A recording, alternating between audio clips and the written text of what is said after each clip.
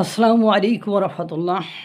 আপনারা জানেন আজকে দ্বিতীয় ঐক্যমত্য কমিশনের বৈঠক বসেছে। উক্ত বৈঠকে সকল রাজনৈতিক দলের উপস্থিতি থাকলেও বাংলাদেশ জামায়াতে ইসলামের সেখানে উপস্থিতি আজকে নাই, সেখানে তারা অনুপস্থিত। তারা এই দ্বিতীয় ঐক্যমত্য কমিশনের বৈঠক বয়কট করেছে, কারণ তাদের কাছে এখন আঙ্গুল ফল টক হয়ে গিয়েছে। তাদের যুক্তি হলো যে বিএনপি সাথে তারেক রহমানের সাথে ডক্টর ইউনূস বৈঠকে বসেছে এবং সেখানে কেন তারা সম্মিলিত হয়ে আপনার একটা সিদ্ধান্ত নিয়ে ঐক্যমত্য সিদ্ধান্ত কেন সেখানে প্রকাশ করেছে, সেটা বাংলাদেশে এসেও তো করতে পারতো। এটা আর কি, যাই হোক, এখন তারা মনে করছে যে ডক্টর ইউনূস তারেক রহমানের সাথে বসে অনেক গোপন সিদ্ধান্ত নিয়েছে এবং সুযোগ সুবিধা বিএনপিকেই হয়তো বা দেবে, এই জন্য তারা এটা বয়কট করেছে।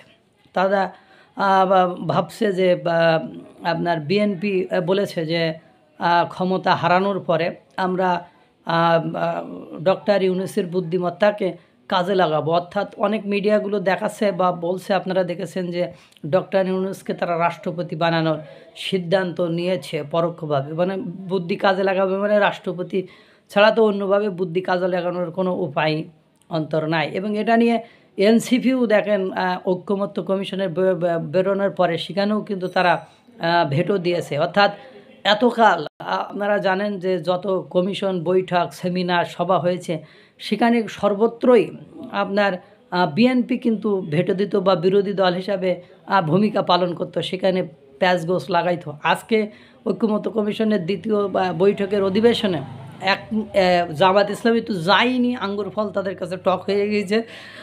তারা আর ডক্টর ইউনূস সরকারের উপর আস্থা রাখতে পারছে না।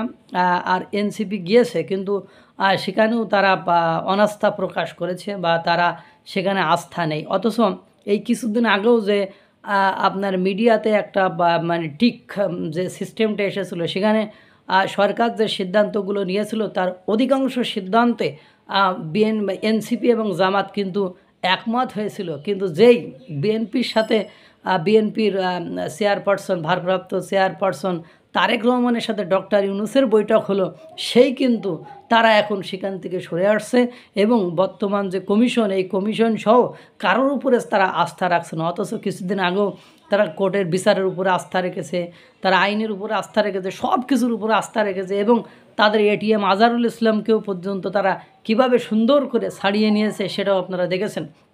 যে আপনারা দেখবেন এর আগে কিন্তু বলেছে যে সংস্কার শেষ করে নির্বাচন হওয়ার কথা, কিন্তু যেই তারা মনে করেন তাদের নিবন্ধন, দলের নিবন্ধন ফেরত পেয়েছে, প্রতীক ফেরত পেয়েছে, সেই কিন্তু তারা কি করেছে যে নির্বাচন এপ্রিলের মধ্যে হয়, এপ্রিল ফেব্রুয়ারি যাই হোক না কেন।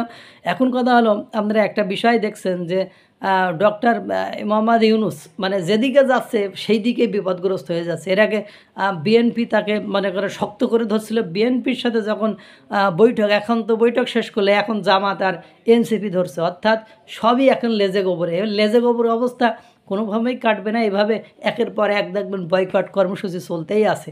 এটার নামই বাংলাদেশ। আল্লাহ তাআলা সকলকে ভালো রাখুক, সুস্থ রাখুক। আসসালামু আলাইকুম রহমতুল্লাহ।